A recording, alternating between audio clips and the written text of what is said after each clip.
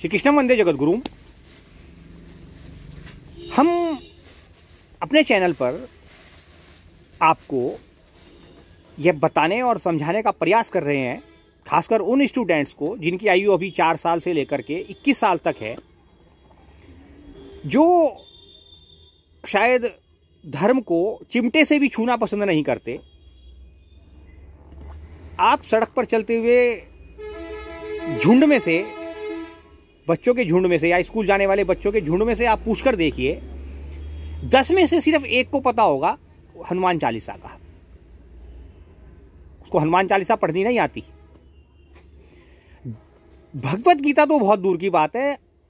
आज 6, 7, 8 क्लास में रामायण महाभारत लगी हुई है। उसको पढ़ने में भी उनको थोड़ा सा झिझक महसूस होती है, और अगर पढ़ लेते हैं तो याद नहीं रहता। मैं बहुत सरल ढंग से बताने का प्रयास कर रहा हूं, समझाने का प्रयास कर रहा हूं। 7th क्लास में ये महाभारत लगी हुई है। अर्जुन किंग कर्तव्य विमूढ़ क्यों हुआ, श्रीमद् भगवत गीता के प्रथम चैप्टर पे एक आज हम फिर से ट्रायल करेंगे इस पुस्तक के आधार पर, जो 7th क्लास में लगी हुई है। थोड़ा बैकग्राउंड में जाएंगे। एक दिन युधिष्ठिर ने अपने भाइयों से कहा, हम हमेशा के लिए युद्ध की संभावनाओं को मिटा देते हैं। मैं आज शपथ लेता हूं कि किसी भी अपने भाई बंधु को बुरा भला नहीं कहूंगा, कोई मनमुटाव नहीं रखूंगा, क्योंकि मनमुटाव के कारण झगड़े होते हैं। दुर्योधन और उसके भाइयों की बात को भी नहीं टालूंगा, उनकी बात भी मानूंगा। हमेशा उनकी इच्छा अनुसार काम करूंगा। युधिष्ठिर कह रहे हैं, धर्मराज हैं वो। युधिष्ठिर की बातें उनके भाइयों को भी ठीक लगी। मजे की बात देखिए साहब, 5 पांडव हैं वो, और दूसरी तरफ कौरव हैं। वो सारे मिलकर इस निष्कर्ष पर पहुंचे कि हमें झगड़े और फसाद में नहीं फंसना चाहिए। उधर युधिष्ठिर चिंतित हो रहे थे कि कहीं कोई लड़ाई झगड़ा ना हो जाए भीम और दुर्योधन के बीच में, क्योंकि पांडवों के ठाट बाट और राजस्व यज्ञ करने के पश्चात जो चक्रवर्ती सम्राट युधिष्ठिर बने, जो यश और समृद्धि उनके पास, जो यश फैला और समृद्धि हुई, उसे देखकर दुर्योधन बड़ा जलता था। और चूंकि आस पड़ोस के सारे मित्र, देश के राजा भी पांडवों के मित्र बन गए थे, तो उनका सुख देखकर वो बड़ा ईर्ष्या में रहा करता था। जैसे आजकल एक वो सबसे पुरानी पार्टी है हमारे देश की, उसका 53 साल का युवराज रहा करता है मोदी जी को देखकर, ठीक इसी प्रकार से दुर्योधन रहा करता था उनको देखकर, युधिष्ठिर को, अपने बड़े भाई को। अब हस्तिनापुर में ही रहता है। गांधारी ने तो अपनी आंख में पट्टी बांध ली, उसका विवाह हुआ धृतराष्ट्र से। धृतराष्ट्र जन्मांधा था, तो अपने बच्चों को सही गाइडलाइन देने की बजाय गांधारी ने भी एक काली पट्टी अपनी आंख में बांध ली कि मैं भी अंधी रहूंगी इसके साथ। जो अंधा है मेरा पति, तो मैं भी अंधी। बहुत बढ़िया शिक्षा मिली होगी भैया उसको वहां पे उस समय। आजकल भी है, युवराज की माता जी भी यही काम कर रही हैं। अब ये रिश्ते में दुर्योधन का मामा लगता है, मामा तो पांडव का भी लगता है। लेकिन दुर्योधन को उदास देखकर शकुनी उसके पास पहुंचता है, या ये कह लीजिए पहुंचा। दुर्योधन एक लंबी सांस खींचते हुए बोला, मामा जी, ये चारों भाइयों के और युधिष्ठिर के ठाट बाट को देखकर मुझे ऐसा लगता है कि मैं इन्हें जान से मार दूं, या फिर ऐसा लगता है कि मेरा तो जीना ही हराम है, मैं ही नहीं मर जाऊं। तो शकुनी मामा अपने भांजे को, दुर्योधन को सांत्वना देता हुआ बोला, बेटा दुर्योधन, मन क्यों छोटा करते हो? आखिर हैं तो पांडव भी तुम्हारे छोटे भाई। तुम्हें उनके सौभाग्य पर जलन नहीं होनी चाहिए। उन्होंने तो न्यायपूर्वक राज्य प्राप्त किया है और वे उसका उपयोग कर रहे हैं, उपभोग कर रहे हैं, दोनों कर रहे हैं। और फिर पांडवों ने किसी का कुछ बिगाड़ा भी नहीं है। और तुम्हारे पितामह को और गुरु द्रोणाचार्य को और कृपाचार्य का भी बहुत आदर करते हैं, यहां तक कि वो मेरा भी आदर करते हैं, है ना। और जिस पर उनका अधिकार था वही उन्हें मिला, और बाकी उन्होंने अपनी शक्ति से संचय करके, प्रयत्न करके प्राप्त किया। तो इसमें तुम्हें छोटा लगने की क्या आवश्यकता है? और फिर पांडवों की शक्ति से और सौभाग्य से तुम्हारा कुछ नहीं बिगड़ने वाला, क्योंकि आखिर हैं तो वो तुम्हारे बड़े भाई। फिर तुम्हें कमी किस बात की है? इच्छा मृत्यु का वरदान तुम्हारे पड़पितामह भीष्म को मिला हुआ है। गुरु द्रोणाचार्य जिन्होंने तुम्हें भी शस्त्र विद्या सिखाई और पांडवों को भी सिखाई, वो भी तुम्हारे पक्ष में है। उनका बेटा जिसने ब्रह्मास्त्र ब्रह्मा जी को प्रसन्न करके प्राप्त कर लिया है, अश्वत्थामा, वो भी तुम्हारे पक्ष में है। उनका सबसे बड़ा विरोधी और अपने भाई की ही हत्या करने के लिए तत्पर कर्ण जैसा महावीर तुम्हारे पक्ष में है। और कृपाचार्य, जयद्रथ, सोमदत्त और न जाने कितने महारथी, अतिरथी, जो सब तुम्हारे पक्ष में हैं। फिर तुम क्यों डरते हो? तो यह सुनकर दुर्योधन बोला, फिर मामा जी हम इस पे इंद्रप्रस्थ पे चढ़ाई कर दें। तो शकुनी बोला उससे, बड़ा कुटिल था ये शकुनी, बेटा युद्ध की तो बात ही ना करो, ये बड़ी खतरनाक बात है। तुम जिस दिन ऐसी बात सोचोगे भी ना, वो जो तुम्हारे परपितामह हैं, भीष्म पितामह हैं, जिन्हें इच्छा मृत्यु का वरदान है, तुम्हें काट पीट करके फेंक देंगे। ठीक है?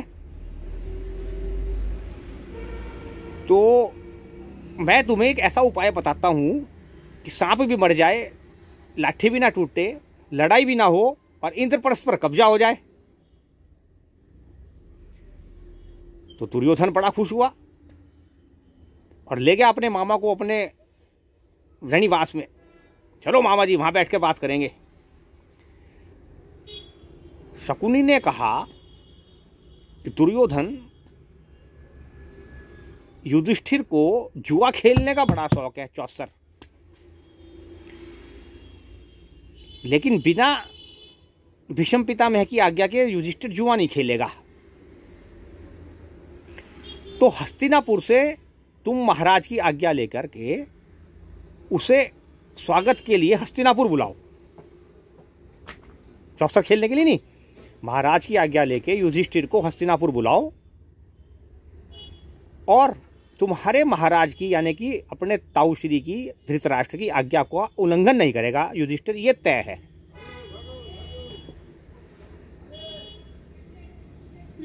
और तुम जानते हो कि मेरे जैसा मंझा हुआ चौसर का खिलाड़ी कोई नहीं है, और 5 से फेंकने में मैं कितना महारथी हूं।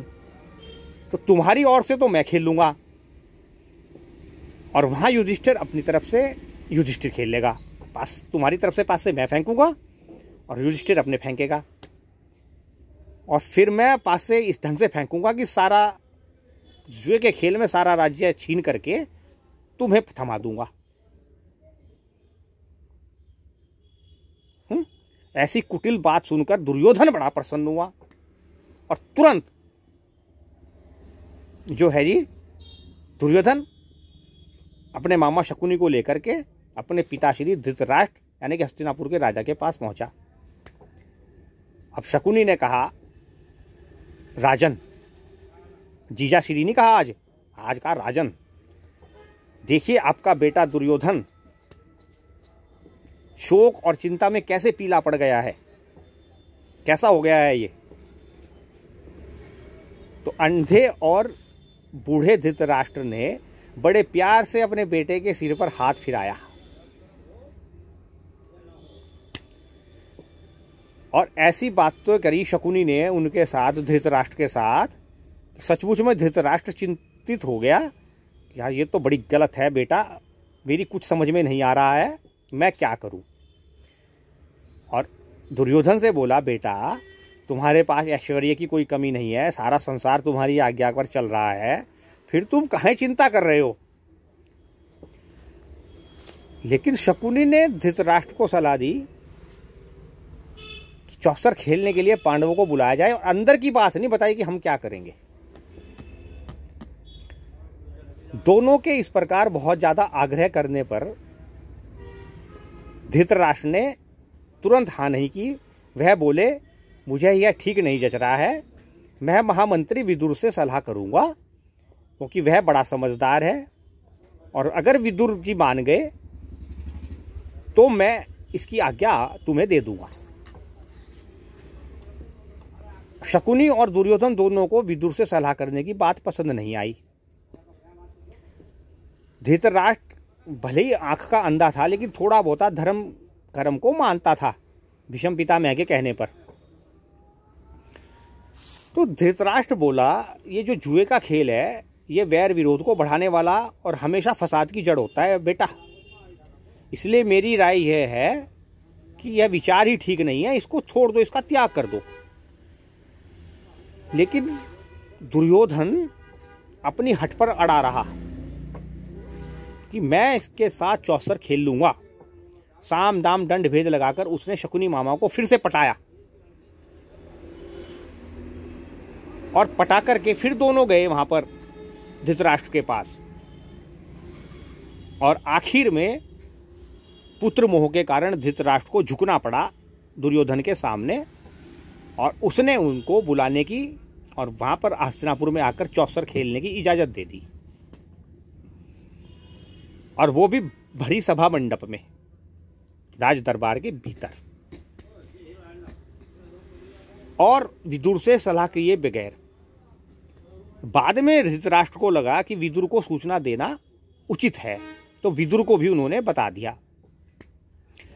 विदुर ने, महामंत्री ने धृतराष्ट्र से कहा कि महाराज, ये जो आपने निर्णय लिया है इससे पूरे कुरु वंश का नाश हो जाएगा।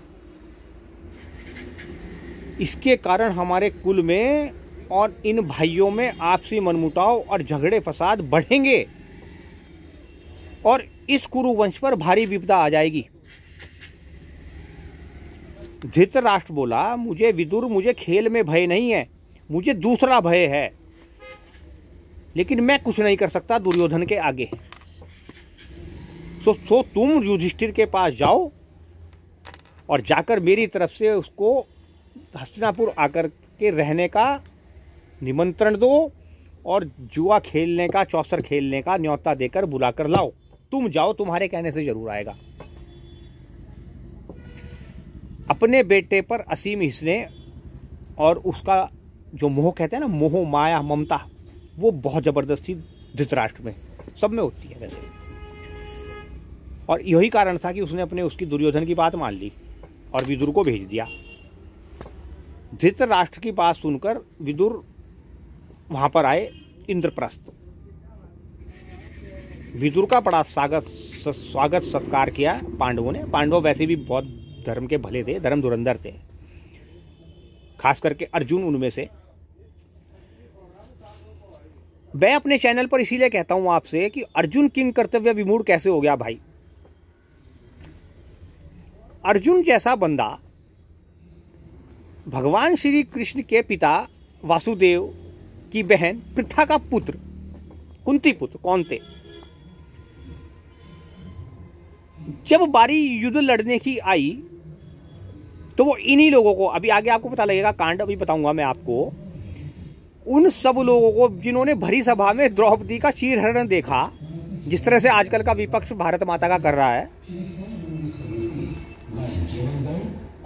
तो इतना सब होने के बाद भी अर्जुन जैसा बंदा अगर किंग कर्तव्य विमूढ़ हो सकता है तो आम आदमी की बिसाती क्या है।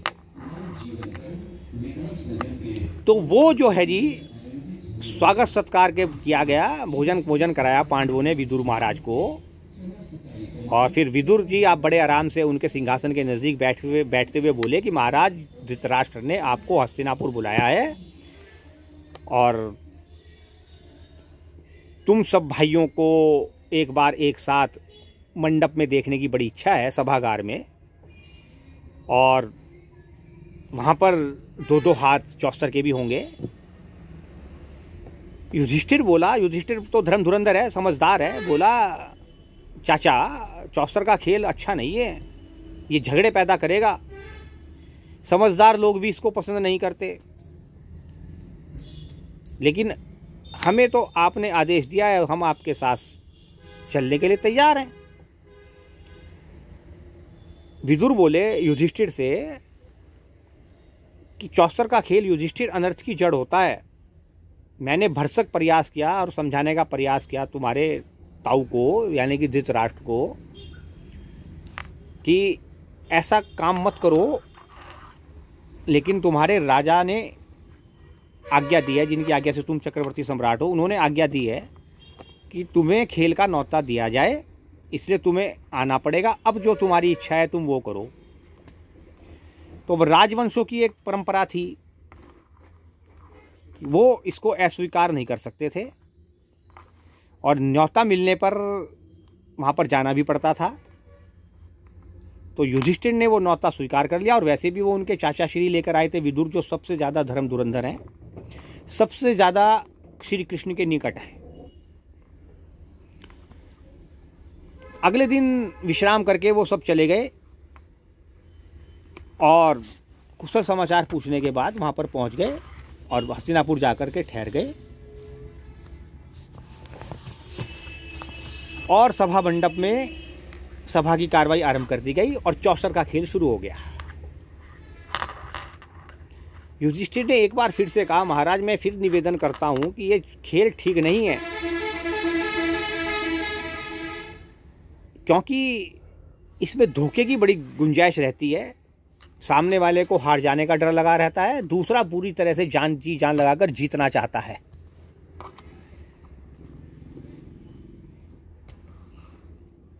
वह बोले महाराज कि धोखा होगा अवश्य, लेकिन महाराज धृतराष्ट्र उससे बोले कि यहां धोखे की कोई बात नहीं है, क्या आपको हार जाने का डर लग रहा है? थोड़ा कड़क आवाज में बोला धृतराष्ट्र युधिष्ठिर से। तो युधिष्ठिर थोड़ा नरम होकर बोले, महाराज यह बात ऐसी नहीं है, आपने मुझे खेलने के लिए है तो कोई बात नहीं, मैं खेलूंगा, लेकिन मेरे साथ कौन खेलेगा? और दुर्योधन उठा और तुरंत वहां सभागार में बोला, खेलूंगा तो मैं, लेकिन 5 से मामा फेंकेंगे। युधिष्ठिर फिर बोला कि मुझे यह बात जच नहीं रही है कि एक की जगह पर दूसरे को खेलना चाहिए, और यह खेल भी नियमों के विरुद्ध है। तो शकुनी हंसते हुए बोला, अच्छा अब ये दूसरा बहाना बना लिया तुमने। और धृतराष्ट्र भी बोल उठा कि युधिष्ठिर ये बहाने वाने मत बनाओ, नहीं खेलना है मत खेलो। अब सारा मंडप खचाखच भरा हुआ था, पूरा राजसभा खचाखच भरी हुई थी। राजसभा के मंडप में द्रोणाचार्य, भीष्म, कृपाचार्य, विदुर, धृतराष्ट्र, तमाम वहां बड़े बड़े धर्म धुरंधर उपस्थित थे। उस खेल को वो नहीं रोक सके, लेकिन कौरव राजकुमार बड़ी चतुराई से खेल रहे थे। तो बाजी चलती रही, बाजियां लगती रही, पहले सोने चांदी की, फिर हीरे जवाहरात की, फिर घोड़ों की, फिर हाथियों की। तो पहले तो युधिष्ठिर दांव जीतते चले गए, चाल में फंसते चले गए शकुनी की। और फिर जब बारी आई शकुनी की तो 5वीं 6ठी चाल से धीरे धीरे युधिष्ठिर संभारने लगे। भाई पहले सोना चांदी, फिर हीरे जवाहरात, फिर घोड़े रथ हाथी, फिर भेड़ बकरियां, फिर सेना, फिर देश की प्रजा, फिर देश,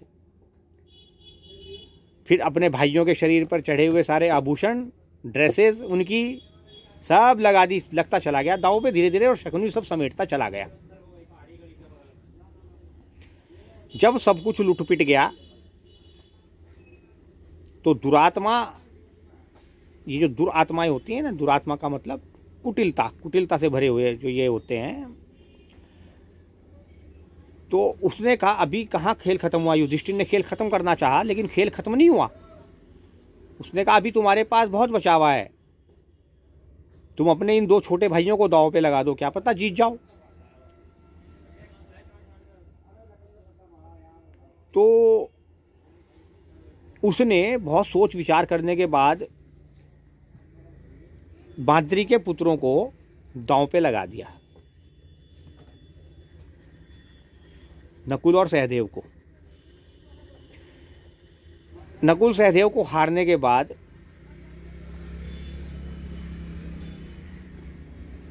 शकुनी ने उनसे पूछा, महाराज चोक लगाई, जिसको कहते हैं ना, चोक दे दी। अर्जुन भीम से ज्यादा प्यारे हैं आपको नकुल सहदेव, जो आपने पहले इन्हें दांव पे लगा दिया, यही कम प्यारे हैं।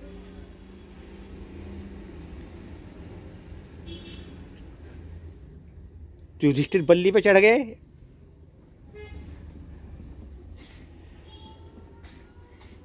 और फिर उनको भी दांव पे लगा दिया।